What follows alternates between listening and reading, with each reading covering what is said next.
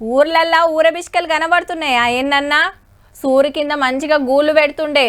కోయిల కూతలు లేవు, పాల పిట్టెల జాడలేదు. రామశిల్కలు తగ్గినాయి, కాకులు కూడా కరువైనాయి ఆఖరికి. అంతటా చెట్లు కొట్టేసి బంగ్లాలు కడుతుంటే పిట్టెలు చూద్దామన్నా అగుపడతలేవు.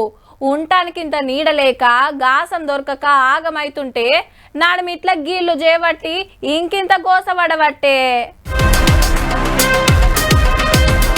ఏడికెళ్ళి మోపైల్ నాయన అన్యాలంగా నోరు లేని జీవాల పానాలు తీస్తిరి. మహబూబ్ నగర్ జిల్లా మక్తల్ ఏరియాల 12 జింకలు 4 నెమ్మలను వేటాడి చంపినరట ఈ బడివేగాళ్ళు. ఇక చేస్తున్నది సొక్కమైన పనని ఈడియోలు తీసుకున్నారు ముద్దుగా.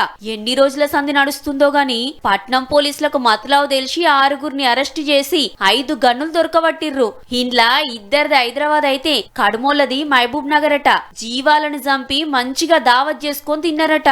జింకల వేటాడు నెమ్మలను చంపుడు చాలా పెద్ద నేరం. శిక్షలు కూడా పెద్దగానే పడతాయి, బెయిల్ కూడా దొరకదు మళ్ళా. మా అమ్ములను ఎవరు పట్టుకుంటారని గింత నేటుగా చంపిన్రంటే ఎట్లున్నారో చూడుర్రిగా. ఈడికే జీవరాశి దినామింత తగ్గబట్టే ఉన్నాటినన్నా బతకనీయురిజరా.